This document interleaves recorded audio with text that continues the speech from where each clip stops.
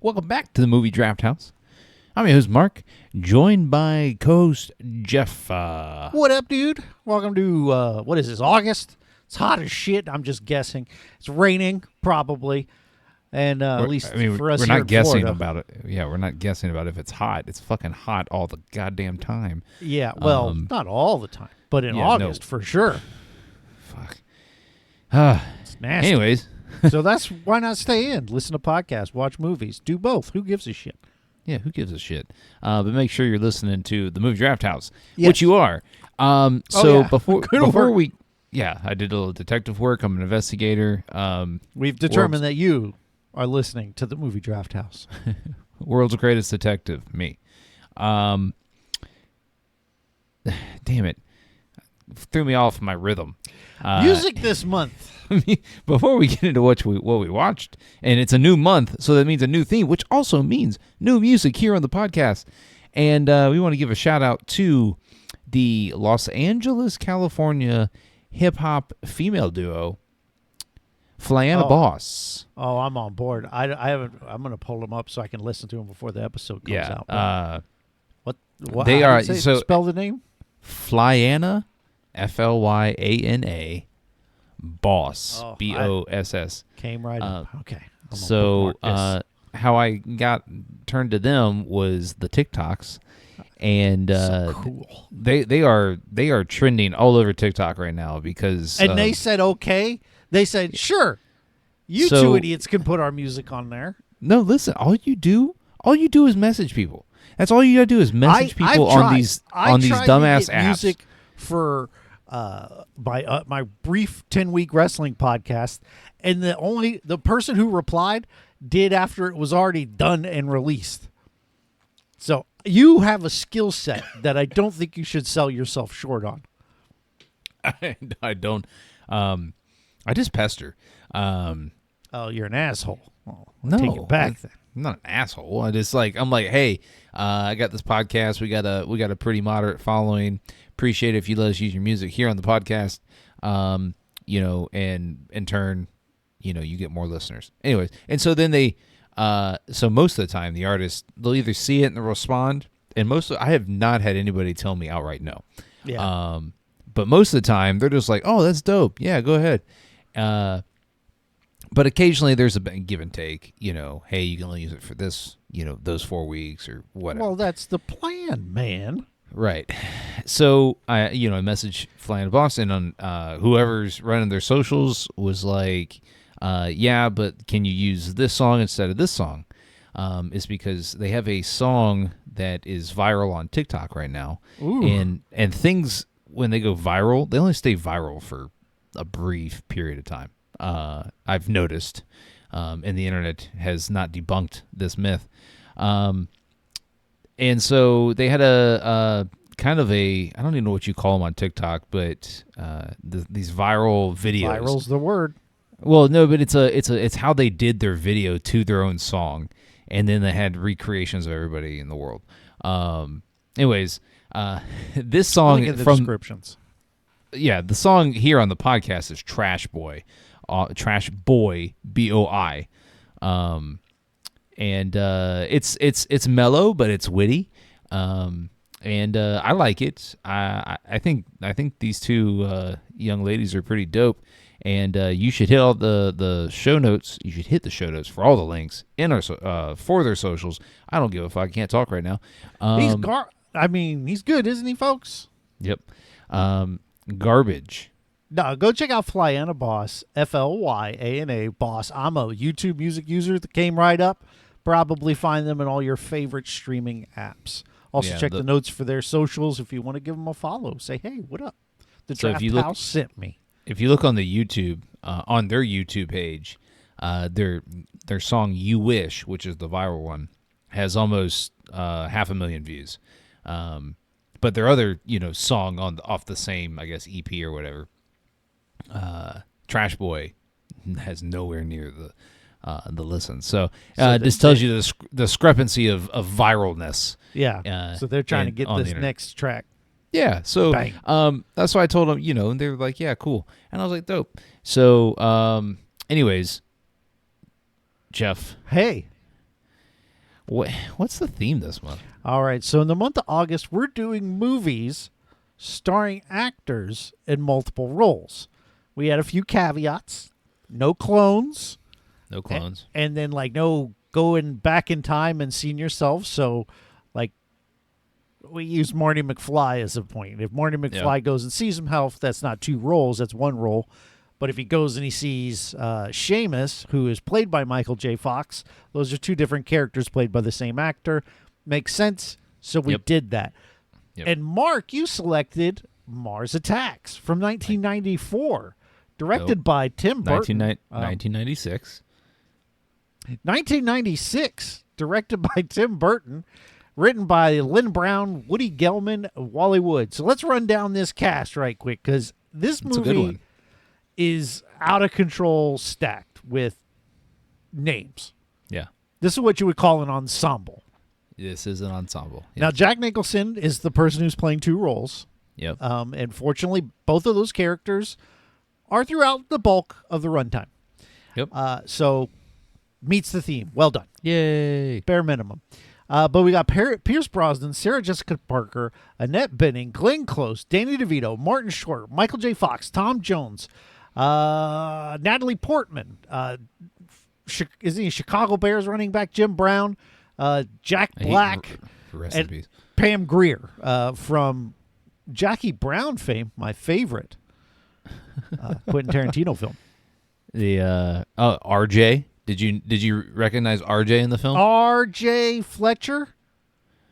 Who? RJ of porn tape, sex tape fame with what's her face? The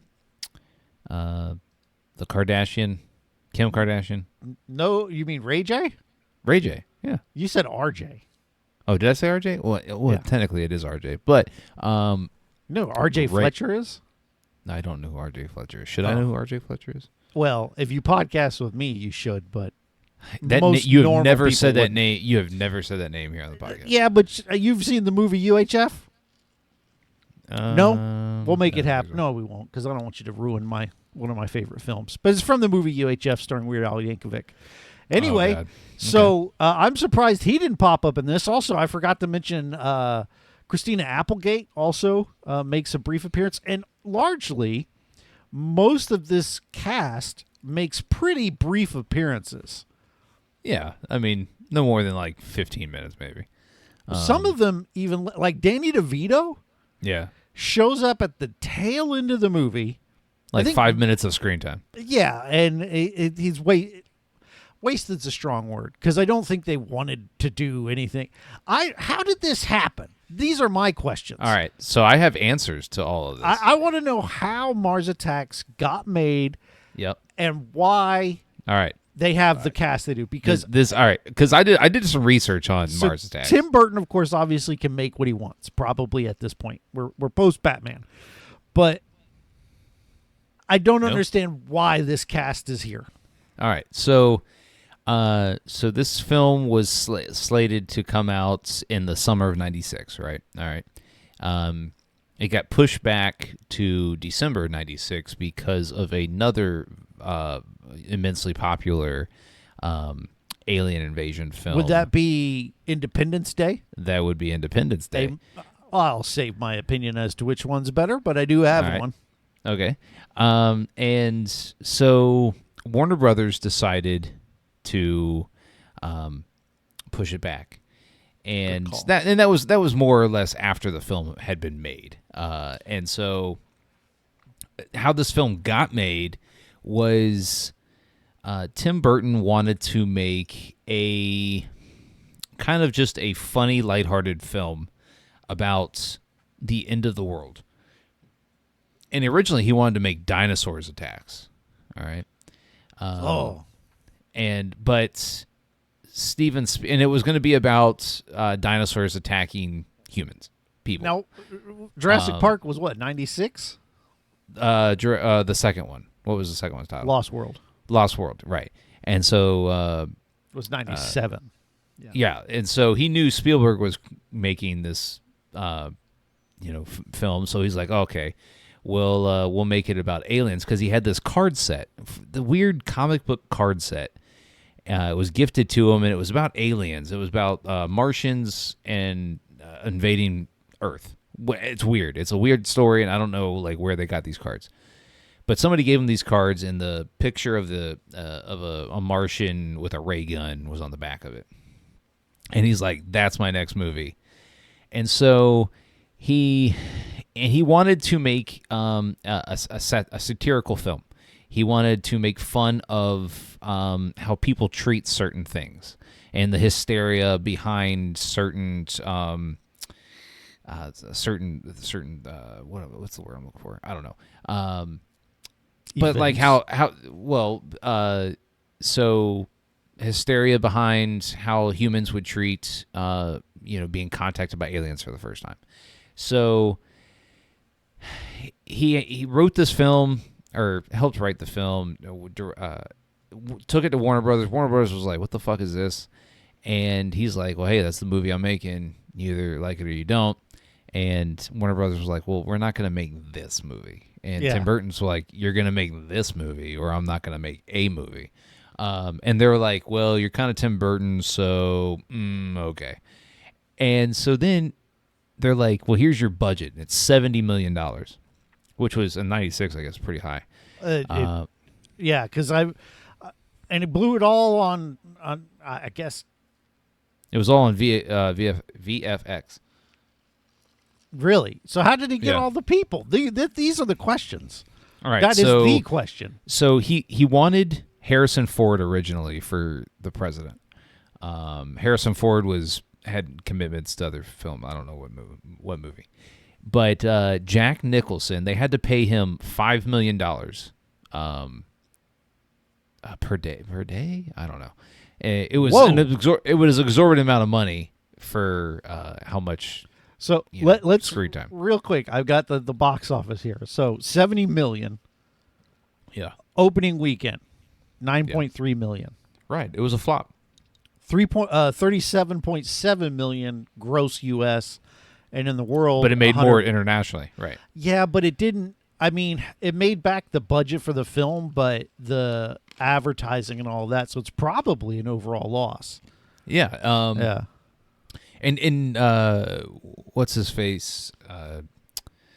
Tim Burton is on record saying, "Hey, sometimes you make shit that people just don't like." Yeah. That's the best attitude. That I love that, because like he didn't go, "Hey, people don't get it. They don't. Hey, people didn't like this. Oh well." Right. Sometimes that's what happens, because, and I've learned through Spielberg and Hitchcock, you're just going to make some shit that people don't like, and that's okay. Well, and for a director like Burton, who has this vast filmography, there are going to be some just duds. Films. You're right, films that just don't hit, and even if I enjoyed this film commercially, it was a flop. Warner Brothers, and it's on record that Warner Brothers, because this film flopped so hard that it did, Warner Brothers cut ties with Tim Burton, even though he had signed on to make a Superman film. That's why with Nicolas Cage, and he had done all these test screens and all this with Nick Cage in the suit. By the way, right? Yeah, no, Warner Brothers made the right call. Tim Burton applying to Batman makes a lot more sense than Superman. Yes. Let me ask this question. Yeah. How the fuck did they get all these people? Why? Right. So, they wanted Pierce Brosnan was coming off of James Bond, and Pierce Brosnan, I guess, agent had put it out there that he wanted to do something lighthearted and less actiony and serious than his James Bond role. And so Tim Burton went to Pierce Brosnan and was like, "Hey, I got this role. It's a scientist, and this is a satirical film. We're making fun of people. We're making fun of the human race." And Pierce Brosnan was like, "Dope, sign me up." Danny Don't even DeVito, need to look at the script. Danny DeVito went to approach Tim Burton, was like, "Hey, I hear you're making this movie. Whatever role you have, I'll take it." because he said he's on record of saying I'll be in anything that Tim Burton does, and he has been in a lot of Tim Burton films. So prior to this would have been Batman. Yeah, Batman Returns, right? What other? What I think off the top, I don't know. I'll research that, but the only thing I know of was when he played Penguin in Batman Returns. Michael J. Fox was, coming in the middle of, not in the middle, post Back to the Future, right? And was a big name, and Tim Burton and the producers approached pretty much all of these actors, and was like, "Hey, we're making this film, and it's just making fun of things. It's not serious. It's about Martians attacking, and they get killed with a song." And so Jim Brown is the the outlier here, where he was actually trying to jumpstart a movie career, and viewed this as, I guess, his vehicle to do so. Yeah. And so most everybody in the film. Oh, Jack Black. He was. So are we saying that? Go ahead. He got Jack Black, and apparently Jack Black was a theater kid prior to this role, and I think this is one of Jack Black's first films. Yeah, he's super young. Yeah, and so I don't know. A lot of these folks like Lucas Haas, who plays who's arguably the main character. Yeah, right. He said that he walked in, I read it, he walked into the audition and Tim Burton didn't even listen to him. He just looked at him and says, "You got it." And so that's how serious. More, I mean, that's how serious Tim Burton was about who was going to be in the film. Tim Burton had already had such a back and forth with Warner Brothers to get the film greenlit that at the point where he was casting, he was like, "I don't give a fuck. Play that role. I don't care." Boy, it shows. So let's talk about our history then, because I saw this shit in theaters, and so did I. I did not enjoy it my first viewing, and I don't know if I've watched it again since. I feel like I have, and I didn't particularly have a high opinion of it going into this viewing. Yeah, I too saw it in theaters. I went with my mom, my aunt, my uncle, I think, and I just remember it being just weird. I remember enjoying the aliens. It's because they're funny. They're very just not serious, and I don't remember how I felt initially after watching it. Yeah, but I've seen it several times since. This is probably my fifth or sixth viewing of this film. Really? And yeah. And while it's not my favorite alien movie or invasion movie or anything like natural, disaster movie, it's still an entertaining film for me. I think Jack Nicholson is awesome here. I think the bit parts that everybody plays along the way, they don't overstay their welcome.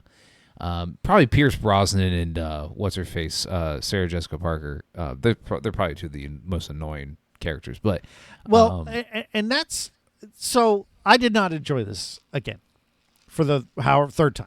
I didn't like it, and a lot of it comes down to there are no characters to care about. The only sympathetic character is that one kid who tries to save his grandma, right. And the other thing, and I think the fatal flaw for me, is that, as you said, this is meant to be a comedy, and it is not funny. I can think of maybe 1 to 2 lines, one of them being, "I can tell you this, they're not going to get the TV." I thought that was a funny line. That was about it. There's a lot of weird visual gags, like them bowling, the alien ships having a ball that they Yeah. bowl and knock over those Mayan heads, or I'm probably wrong with what those are, but it's a lot of that. I do like the part where near the end where they're killing everyone. They're like, "Don't run, we're your friends. Don't Right. run." That's kind of that's funny, but outside of that, I just sat here being like, "Good Lord!" Like to have this cast and to have it lack character. I mean, because I guess the movie has character, and you're right, it's mostly the aliens. I really like the alien woman that comes down, and Martin Short tries to seduce her. I think that the and it's something that Burton does well is those visual creations. Yeah. His style, and it Yeah. works here, especially with that alien character. And I think it is a visually appealing movie to give it a positive thing, but it's largely just not interesting. Yeah, so I also read that Tim Burton originally wanted to make this a stop motion film, but and they went so far as to make a bunch of sets and a bunch of claymation characters, and it was just going to be too much money, I guess, and they're going to blow all their budget on just So he was going to try to do like James and the Giant Peach Halloween type shit. one. Yeah. Yeah. Nightmare Before Christmas. Yeah. And so then I guess somebody from his production showed him some VFX of like an alien design and the flying saucer ships, and he was like, "Oh my god, that's so cool looking and whatnot." And he's like, "Sold, let's do that then." And so they spent like half of their budget on the VFX, and then the rest of it went to the rest of the movie. But I at an hour 30, I think hour 30, hour 45? 46. 146. It's a brisk watch. It doesn't get hemmed up anywhere. I don't know that I feel that way, because while there's always something happening, none of it is progressing any sort of narrative. The only narrative here is that there's these aliens trying to invade Earth. Right. And that's not enough. To compare to another alien invasion film, War of the Worlds, directed by Steven Spielberg, there's the story arc of him and his family and the things they're going through and the relationship with his daughter, and you care about them and you want them to survive. And I know that that's a drama. Yeah. And this is supposed to be a comedy. But I don't care. Like, everybody is so unlikable that them blowing up is like the best possible thing. Yeah. Well, and so the commentary on hysteria and just the outlandish ideas behind how people would treat certain things. I think the message Burton is attempting to send with the movie is that, hey, we're fucked if this really happens, is because you idiots will be you'll be fawning over this bullshit that we're all going to die anyway. So let's talk about it, because there are two generals in this film. Yeah.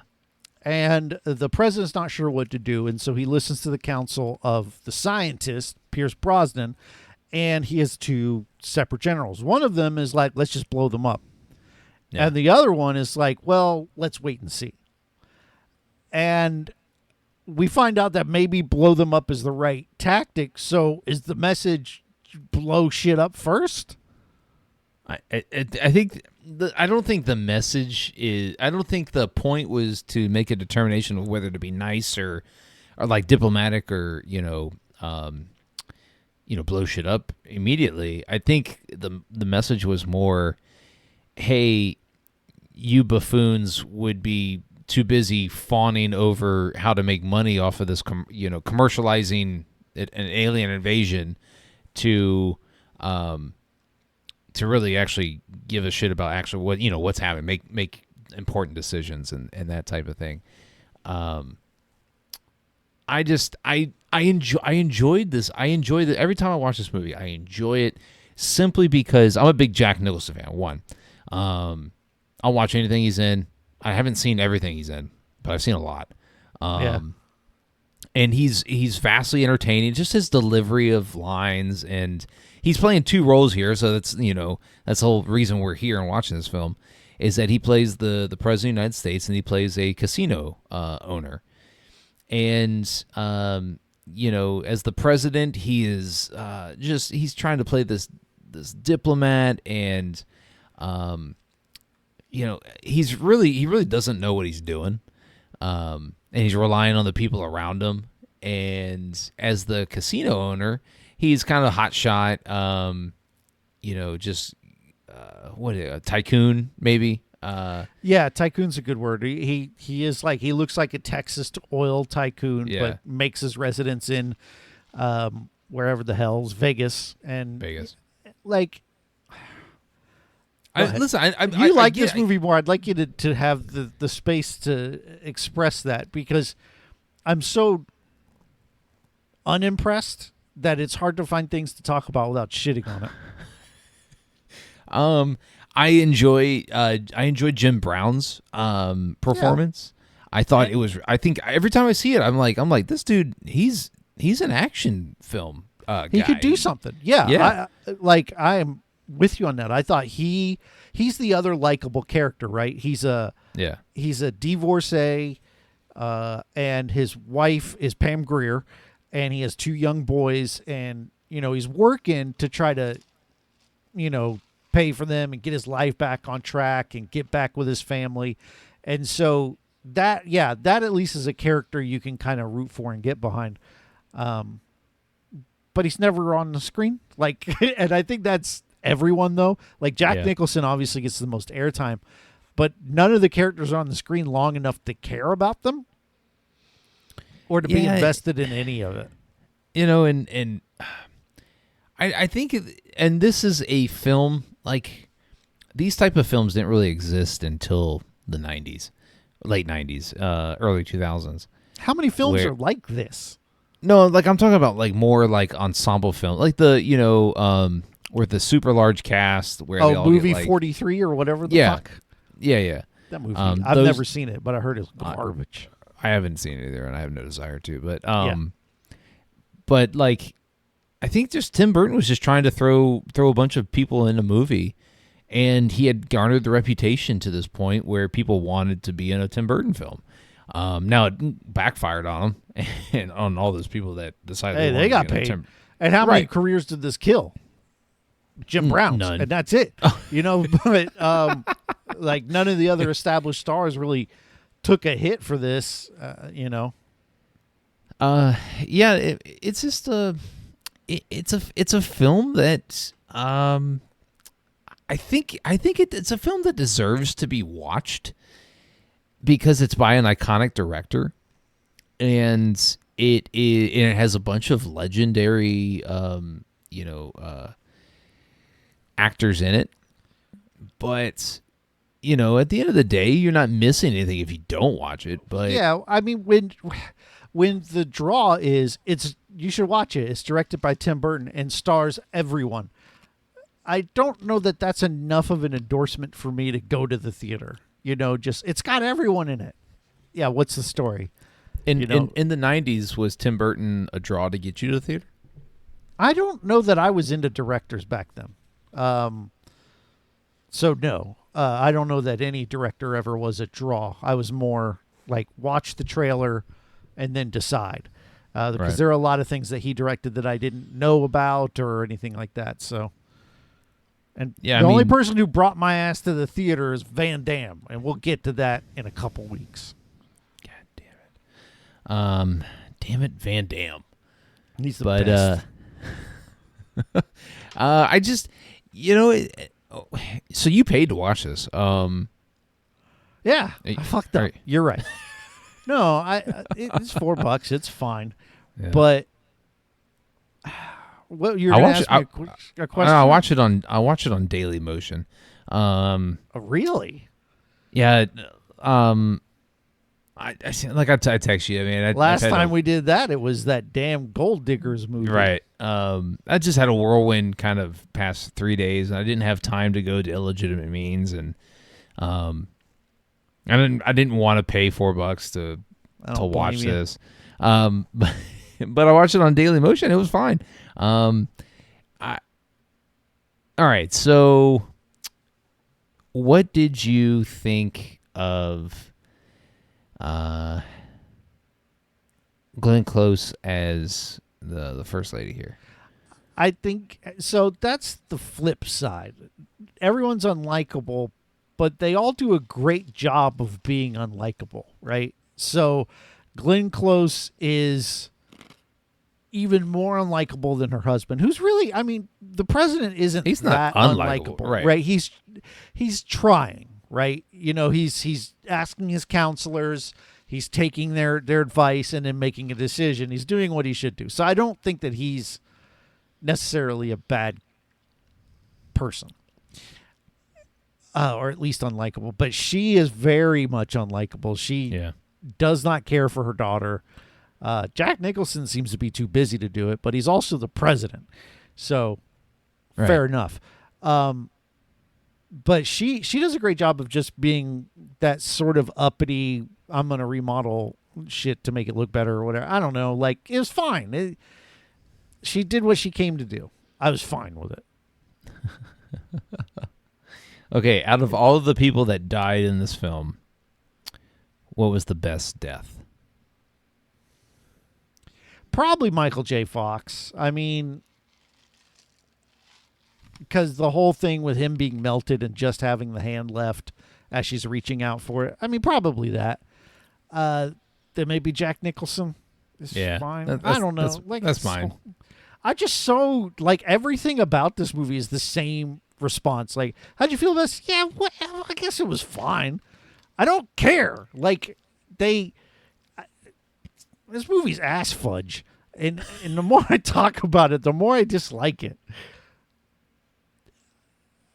Let's talk about the alien design, I guess. Okay, yeah, let's talk about the alien design. They look menacing and dangerous. I mean, they're pretty much like skeletons with big brains. Yeah, what about the one that just ran around the spaceship in his underwear the whole movie? Was good. That's the best gig to have on the spaceship. Like, just running around in his pants. You don't got to go to Earth. You ain't got to get. You just stay up here. It's like the pandemic. Me during the pandemic, I only wore my underpants for like 3 years. It was great. Same pair. Sometimes. I mean, I washed them. Listen, I'm not gonna judge. I'm not rich. I don't have like 6-7 pairs of underwear. I didn't know that was a mark of being rich. You know, hey, how do you know I got a bunch of money? Well, I got a bunch of fucking pairs of underwear. Man, check out my underwear drawer, bro. Look at this shit. You know, solid I'm gold. paid. That one there is fruit of the loom, not that Walmart bullshit. I don't know what else to say. I mean, this I don't know movie sucks. I mean, and I can understand why you like it and have maybe nostalgia for it. Because the one thing I can say is I can't think of another movie like this.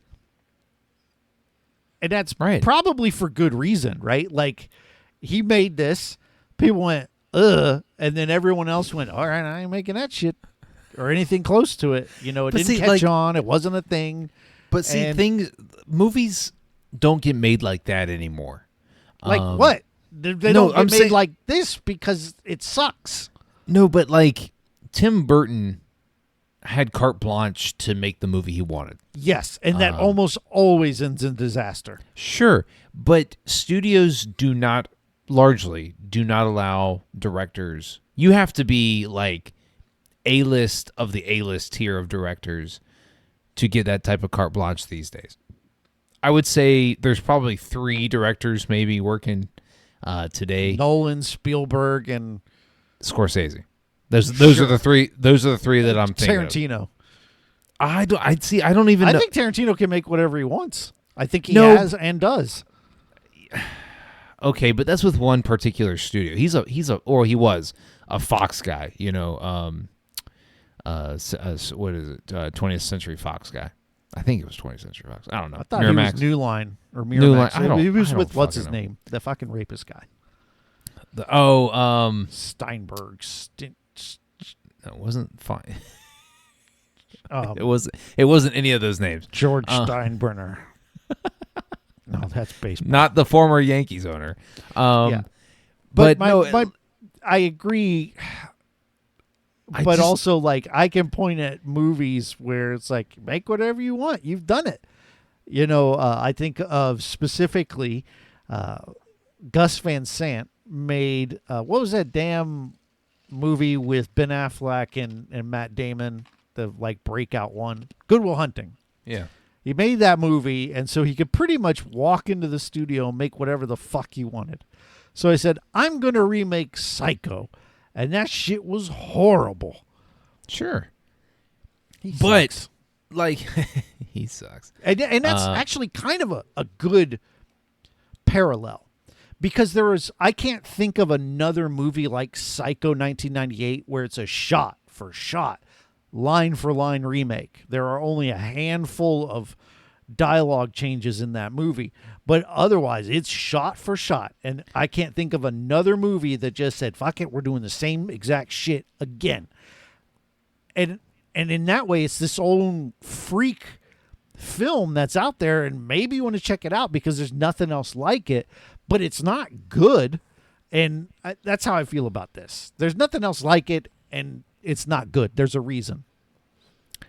But and you may be correct, but I do think that directors given the freedom to make whatever they want, and the studio's like, okay, this is wasn't what we thought, but we'll still put it out. It just largely doesn't happen anymore, and so. In the mid-'90s, when Tim Burton, in his heyday, makes this weird fucking movie about, Martians invading, and they just look weird, and it's a satire film, and it's not what Warner Bros. Was thinking, and it commercially flops. Well, it didn't kill Burton's career, but it did change probably Warner Brothers' philosophy. The next time he went there saying, this is the shit I'm going to make, they're like, no, the fuck you're not. Right. You're going to make this? Yes, sir. So he probably ruined it for future directors. But I do think that there is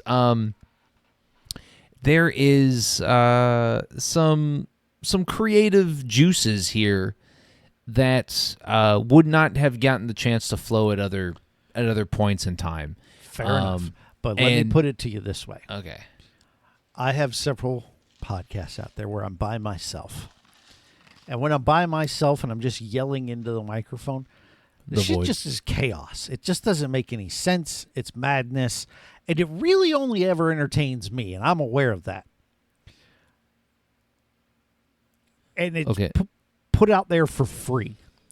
If people want to listen to it and be like, this is shit, I'll be like, hey, fair enough. I didn't have anybody give me feedback. I just made some stupid shit. And I think it's funny. That's good enough. That's fine. That's not a reason to go seek out my podcasts. And there's no reason to watch this damn movie. No, there's no right unless you're a Tim Burton, connoisseur. Then you've probably already seen it.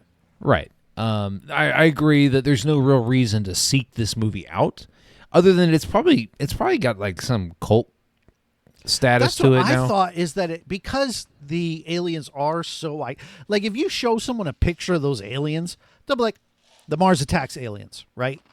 I think you could probably show someone a picture of the aliens from the aforementioned Independence Day, and a lot of people would be like, right, shit, I'm not, is that like Predator? Right. But these, and that's Tim Burton's wheelhouse, is visually memorable things. And so I think there probably is a cult following around this,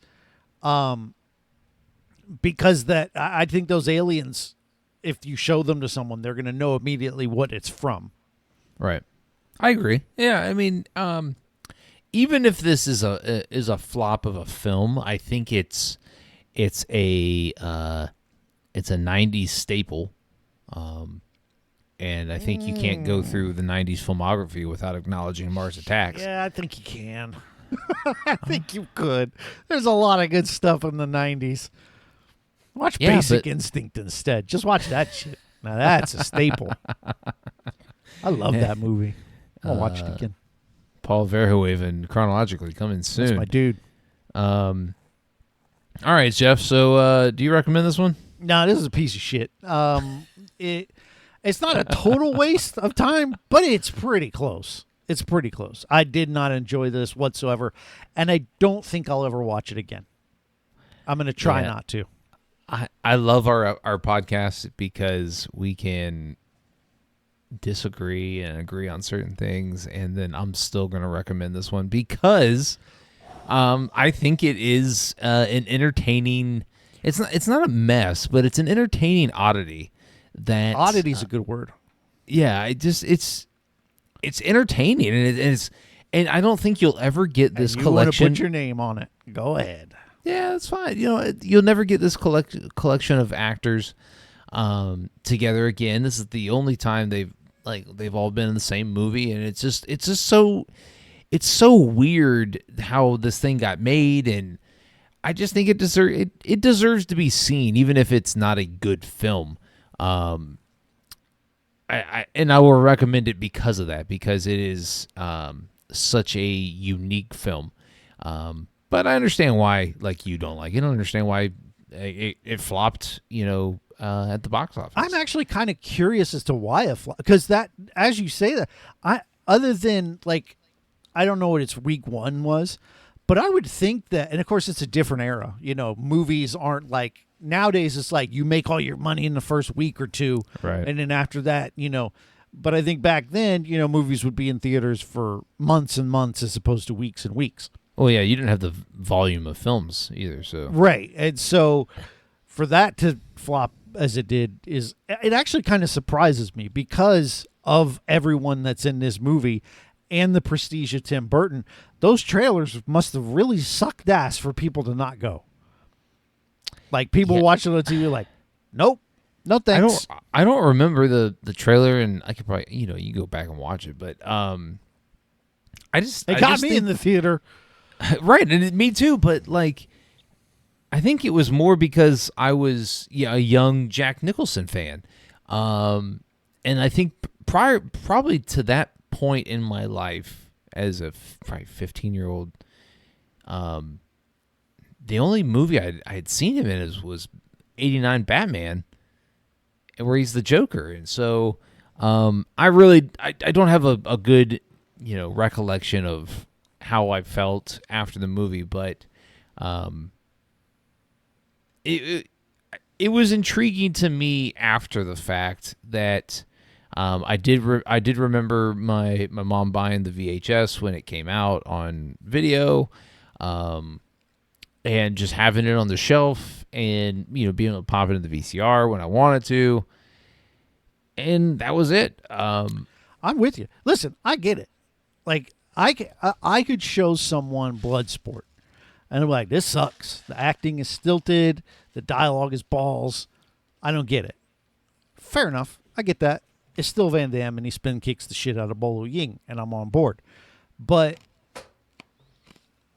I forgot where I was going to go with that. I had an idea for something, and it's gone. Oh, God. Well, it involved Van Damme, so you probably already said it here on the podcast. No, it wasn't. Sadly. Anyways, so we're going to split this recommendation. Oh, so I don't have a lot of hope this month. Last month was so amazing. And this month, I just got this feeling, man, that we're just not going to have any great films. What was the last one you picked? For this month? Yeah. Shit, what was the last one I picked? Because I picked Double Impact, which I'm going to love, and you're probably not. And then Legend, which I've heard isn't that great. Damn, Mars Attacks. And what was the other one? Oh, well, no, and then we got The Prestige, which is good. But what was the other one that you picked? Damn. We didn't write it down. It's in the recording somewhere, so we can find it. But That's how professional we are. I don't remember what you picked. Damn, what did I pick? Did I put it in my phone? You wrote it down. Did I? To draft. Oh, I did. No, okay, here we go. The Fountain. It's here on Oh, yeah. That's going to suck big time. It's got Hugh Jackman. It can't suck that much. It is. Bro, you underestimate the power of Darren Aronofsky and his ability to just create shit out of diamonds. So we've only reviewed one Darren Aronofsky film here on the podcast. Oh, and it was ass butt to the fullest. And we split that recommendation as well. Yeah, that's one of my favorite episodes. So what are we watching next week? So next week we're going to watch a middling average film as far as like reviewers are concerned. It's Tom Hardy and the mobstery film Legend, where he's playing twins. I love how you are not even about excited. And I picked it, right? No, because when I saw you're just like, fuck this movie. Well, no, when I saw the trailers, it's like, oh, that looks good. Like, I like mobstery movies. Right. And Tom Hardy's a good actor, and he plays two characters, and I largely find, as long as he's not trying to be funny, I largely find Tom Hardy to be a very entertaining actor. Sure. Hey, maybe it'll be good. You know? Maybe. Like, because a lot of times there are movies that people hate that I actually enjoy, so. What is it streaming on? Nothing, probably. The same Daily Motion? I will probably go to illegitimate means. It's not streaming anywhere. So, right. Yeah. Daily Motion. Oh, well. Anyways, I want to give another shout out to the music this month. Flyana Boss with their song Trash Boy. You can hit the show notes and get all the links to follow them on all their social media accounts. We appreciate them allowing us to use their music here on the podcast. If you want to follow the podcast on Twitter, not even Twitter, on all of the social medias. We're like everywhere now. We are everywhere. MySpace. Yep. Hey, there's a new social media app. Did you hear? Threads. What's the deal? It's owned by Meta. Oh God, don't do it. But it's the latest craze. It's supposed to be a Twitter killer. It's Mark Zuckerberg's take on. Well, Twitter's Elon. on the ropes anyway. It shouldn't take much. Right. So, anyways, you can hit the show notes to get all of the links to our social media accounts. However, if you're just searching up at Movie Draft House, we're on Instagram, TikTok, Twitter, YouTube. If you're watching this, you've already found us, but make sure you hit the subscribe button so you don't miss any future content. Like our new feature. He says ours. Your new feature.